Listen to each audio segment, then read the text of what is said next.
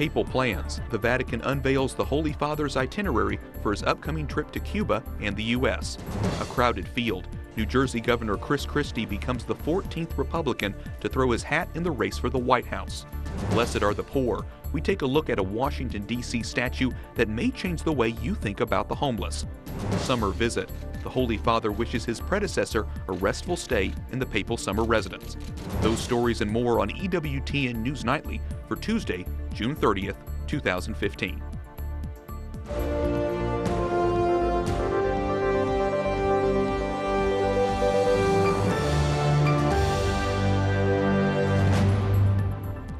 Good evening and thank you for joining us. I'm Wyatt Goolsby in for Brian Patrick.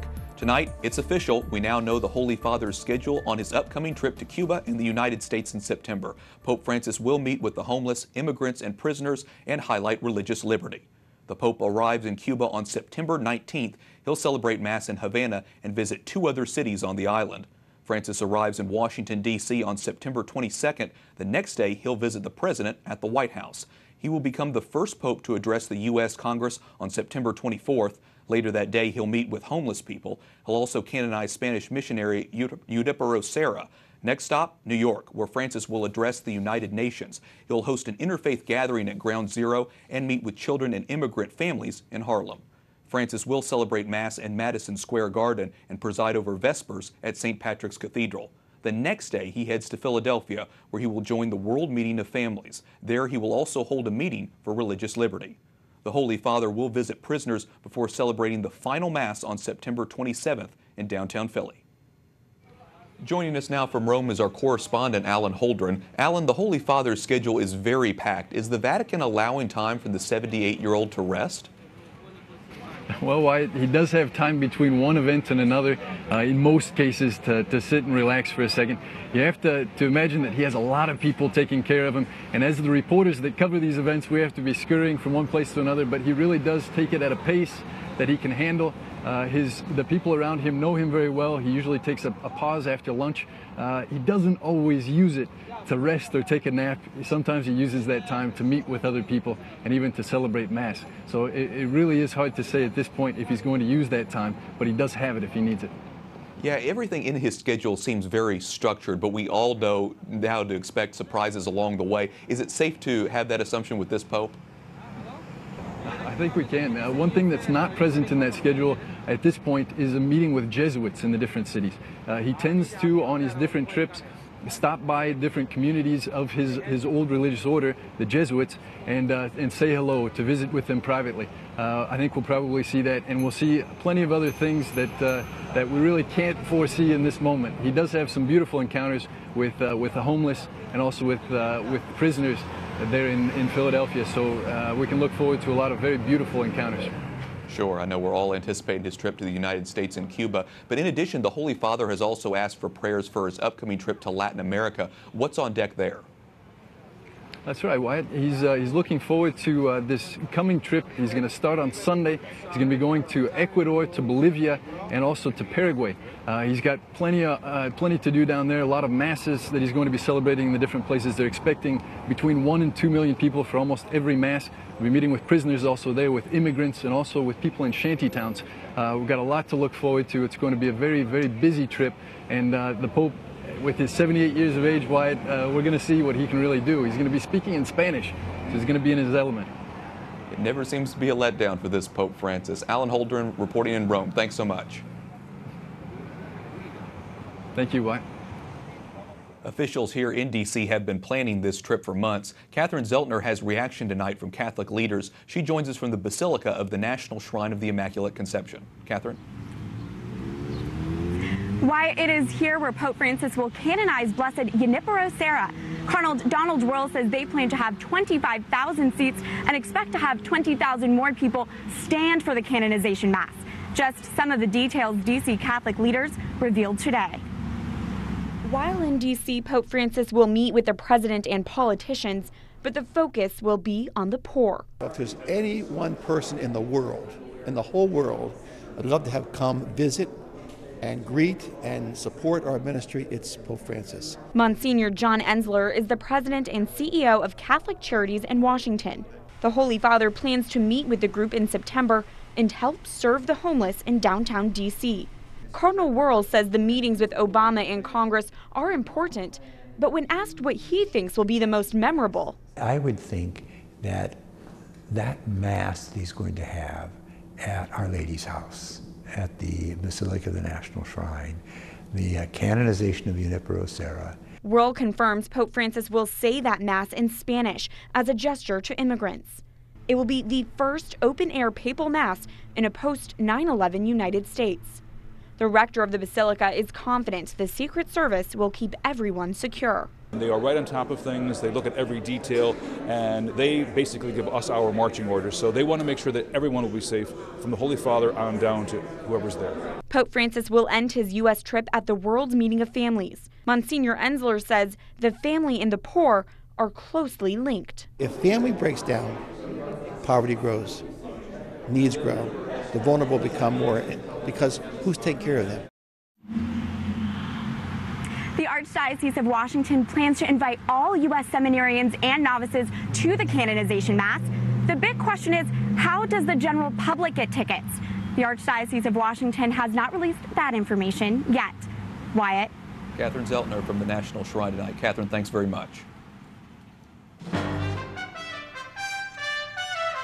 Now to some of the other stories our EWTN News Nightly team has been covering in today's world. New Jersey Governor Chris Christie makes it official today. He is running for president. With today's announcement, Christie becomes the 14th Republican presidential candidate. Governor Chris Christie, who spent 3 years as president of his high school class, returned to his alma mater to announce his run. America is tired of hand-wringing and indecisiveness and weakness in the Oval Office. We need to have strength and decision-making and authority back in the Oval Office. Christie aims to reintroduce himself to a national audience that has seen him fade from favor among Republicans. I am not looking to be the most popular guy who looks in your eyes every day and tries to figure out what you want to hear, say it, and then turn around and do something else. When I stand up on a stage like this in front of all of you, there is one thing you will know for sure. I mean what I say, and I say what I mean, and that's what America needs right now. Christie, a Catholic, says he is proudly pro-life. In March, he endorsed a proposed national bill that would ban abortions after 20 weeks. Christie has also voiced his opposition to so-called same-sex marriage. In 2012, he vetoed a bill in his state that would have allowed it. After the Supreme Court's decision to redefine marriage nationwide Friday, Christie voiced his disagreement, saying he thinks states should decide on the issue. With a crowded GOP field, it's clear Christie will have an uphill battle. More than 70 people are dead in Indonesia after a military plane crashed in a residential neighborhood today.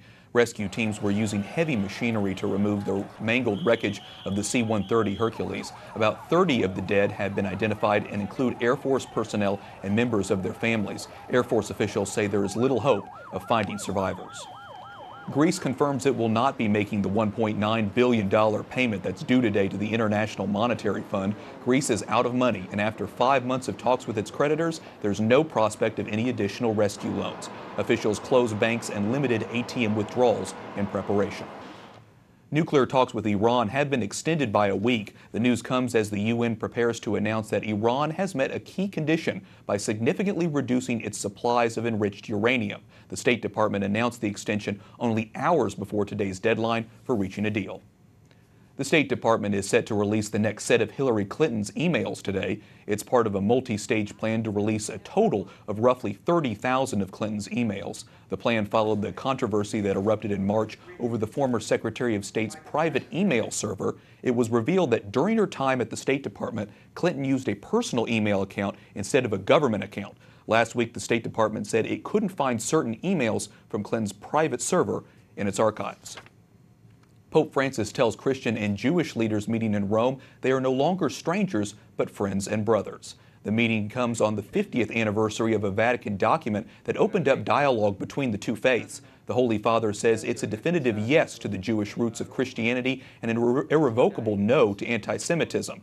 Francis says that despite different perspectives, both Christians and Jews confess one God, creator of the universe and Lord of history.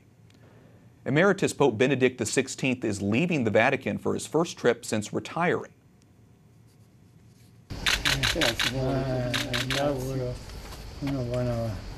The Vatican newspaper snapped these pictures of the two pontiffs. Pope Francis visiting Benedict at his home in the Vatican today. Francis wished him a pleasant stay in the papal summer residence at Castel Gandolfo. The 88-year-old emeritus pope is escaping a heat wave. He'll spend 2 weeks there at the Vatican estate south of Rome.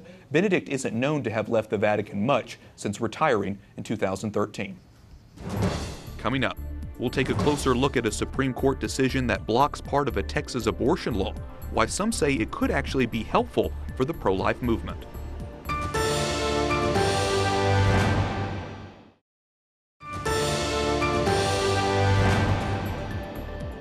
As Jesus got into a boat, his disciples followed him. Suddenly a violent storm came up on the sea. They came and woke him, saying, "Lord, save us, we are perishing." He said to them, "Why are you terrified, O you of little faith?" From today's Gospel, according to Matthew. Thank you for joining us this evening. I'm Wyatt Goolsby. All of Texas' 19 abortion clinics remain open today. This following a ruling by the Supreme Court to block part of a Texas law requiring abortion facilities be built like surgical centers. The requirement would have closed more than half of the state's abortion clinics. Joining us via Skype from Houston is Emily Horne, a legislative associate with Texas Right to Life. Emily, what does this decision by the Supreme Court mean? Well, it's a delay, of course. It's one that, we never like delays for the implementations of our law. But of course, it actually doesn't necessarily mean it's a bad thing. At this point, what it looks like is that the Supreme Court is likely to take up our case and look at it in their next term. This actually could be really have a good effect for pro-lifers because, they so rarely take up abortion cases. They don't do it very often. When they do, it often has a lot of guidelines for courts and laws in the future. And so if they decide to take up this case and maybe actually give us some definition on the term undue burden, it could give us a lot of direction for avenues and causes and laws that we want to pursue in the future and give us an idea of what the court will look favorably upon. And what happens if the high court doesn't take up the case? If the high court decides not to take up the case, then the stay expires and the law goes into effect. So we've lost nothing except for 4 months. Okay. So does this decision by the Supreme Court's recent decision wipe out other parts of the law, like requiring abortion providers to have admitting privileges at local hospitals? It's not clear right now. It's not my understanding that it does. So the other side is saying that it might. And so we might expect some more clarity from the court just on that point alone, just what exactly the implications are. But I don't believe that actually affects that part of the law. I could be mistaken. This is all very new. The Supreme Court didn't actually say much. It was just one paragraph. So I think we'll get some clarity as to what exactly that means. So what do you think are the consequences for the larger pro-life movement in Texas? Well, I think that obviously, like I said, we're delayed a little bit. We're kind of in a holding pattern. But I think ultimately it could be a really good thing just because, they take up, like I said, they take up abortion law so rarely that when they do, they tend to kind of redefine the battle lines and redefine the terms and redefine the rules. And so we've been operating with the term undue burden, slightly undefined, for 22 years since Planned Parenthood versus Casey. And some definition on that could give us some really good directions on where to go next and what laws we can pursue and maybe kind of just new ways to protect the unborn with the understanding of where the court stands on this. Why do you think it's so important to have surgical-like standards for abortion clinics? Realizing that so many other surgeries have to abide by these standard set of surgical center provisions and regulations, and abortion clinics don't, it does not make any sense. Abortion is a surgical procedure, and so they should have to abide by the same standards as other surgical facilities for the safety of the people involved, including the mother. Emily Horne with Texas Right to Life. Thanks so much for talking with us. Thank you.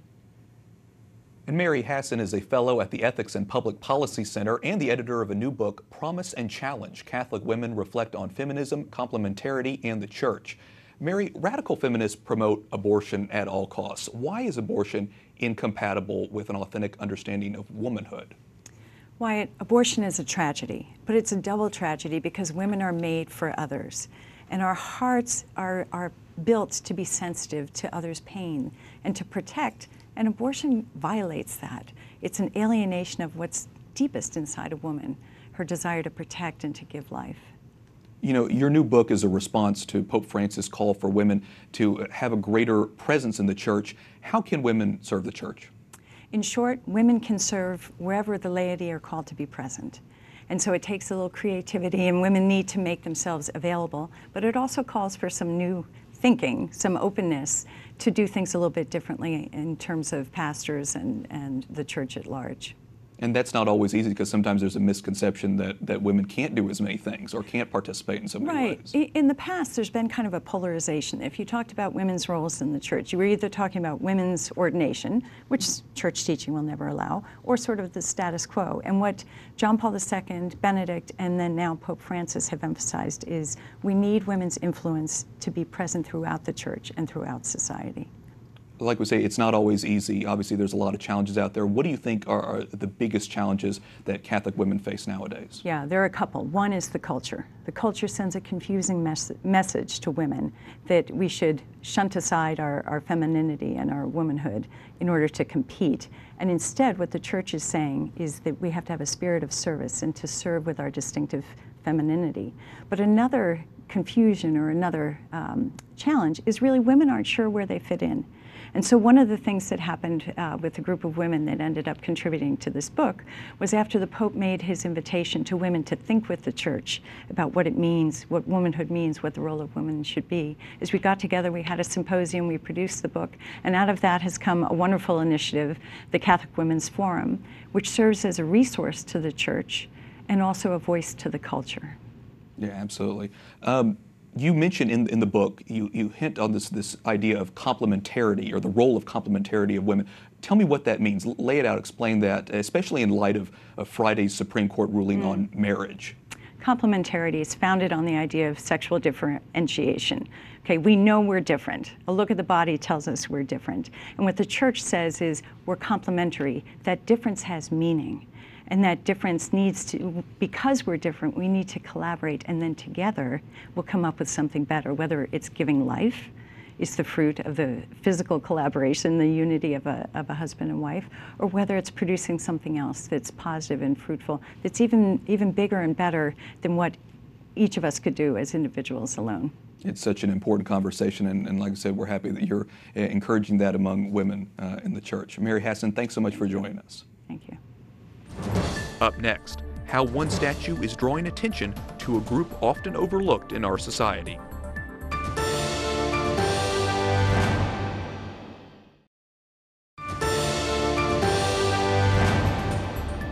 How wonderful it is to proclaim to everyone the love of God, which saves us and gives meaning to our lives. That is today's message from the official Twitter feed of Pope Francis. Thank you for joining us tonight. I'm Wyatt Goolsby. Joining us now is Travis Weber, Director of the Center for Religious Liberty at the Family Research Council. In regards to the Supreme Court's marriage ruling, Travis, you wrote today, quote, "The court has taken to viewing itself as a social problem solver." What do you mean by that, and how so? Well, I think if you look at the majority opinion, the justices decided to answer a social question and interject themselves into an area which they have no business interjecting themselves into. If you look at their bounds that they're supposed to decide this according to the Constitution and the bounds of law that they're supposed to stick to, they should not have interceded the other day, and decided this question. Now we're going to be in an era like that past post the Roe versus Wade decision, where the country's going to be deeply divided for decades to come.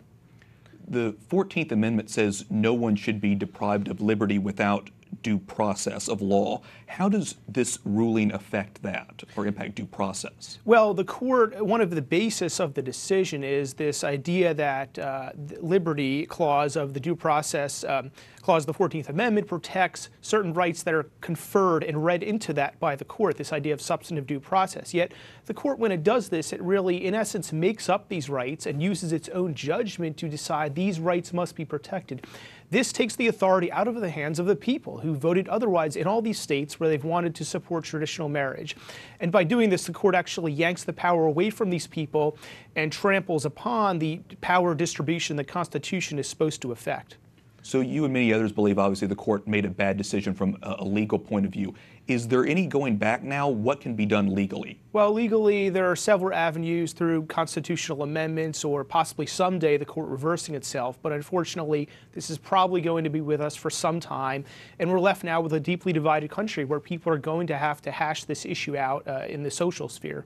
One of the big concerns from a church perspective is clergy and ministers being protected, being forced to protect so-called same-sex marriages. Do you think that's realistic? Will they be protected, or are we on a slippery slope? We're on a slope, to be sure. However, for now, ministers are protected. This court's ruling only binds states. It binds state government actors. However, if you look at the trends, the social trends on this issue that drive the judicial decision-making, you can see an effort to penalize dissenting views. And no one can look at this and say that's not a trend, and there's no danger of this coming to the doorstep of churches. For now, I think other institutions are likely to be targeted first, but we can expect these issues to arise and churches to eventually be targeted if these trends continue. What do you think individual citizens can do, citizens that believe in marriage as a union between a man and a woman and moving forward? Well, I think citizens need to continue to express their views that they believe marriage is between a man and a woman. We have millions and millions of Americans hold to this view. It's not outside the mainstream. It's perfectly reasonable. People need to continue to live according to these views, as they always have, continue to express them. The country needs to know that there are millions out there who hold this view, and we're not going away anytime soon. It's a really good point. Travis Weber with Family Research Council, we really appreciate your insight today. Thanks. We now know one stop on the Pope's upcoming trip to the United States will be a meeting with homeless people. Our Mark Irons tells us about a unique statue here in D.C. that's drawing attention to Americans who live on the streets. Why do people have to sleep on benches? Why do people have to sleep underneath staircases? Ronald Phillips is homeless. For many in the nation's capital, homelessness is a reality. Then there's this figure here in Washington, D.C. The first time I walked past it, I actually thought it was like a real homeless person. And the same statue exists in 33 cities around the world. The latest was unveiled yesterday in Buffalo, New York. Canadian sculptor Timothy Schmaltz hopes people will look a little closer and discover Jesus. I wanted to create a sculpture that would show other people that experience about when you see the most marginalized in our community, you should see Jesus within them. Timothy Schmaltz creates art that comes off the streets and even into homes, like this statue here of the Holy Family. And his work is even gaining the interest of Pope Francis. In 2013, Pope Francis blessed a miniature of Jesus the homeless. We're still working on finding the suitable location for the piece in Rome. Hopefully it'll be very close to the Vatican. In Austin, Texas, the piece of art inspired a donor to give $100,000 to charity. Other places haven't been so kind. Even this morning, I was corresponding with Paris, trying to convince them this sculpture should be accepted because you accept the Gospels. You're not going to edit out Matthew 25. That chapter foreshadows the day of judgment when people will ask, Lord, when did we see you hungry and feed you? When did we see a stranger and welcome you? Jesus responds, Amen, I say to you, whatever you did for one of these least brothers of mine, you did for me. Mark Irons, EWTN News Nightly. Thanks, Mark, for that story. And of course, we want to thank you for watching our newscast tonight. For the EWTN News Nightly team, I'm Wyatt Goolsby. Tonight, we leave you with more images of Pope Francis meeting with Pope Emeritus Benedict in the Vatican earlier today. Good night, and God bless.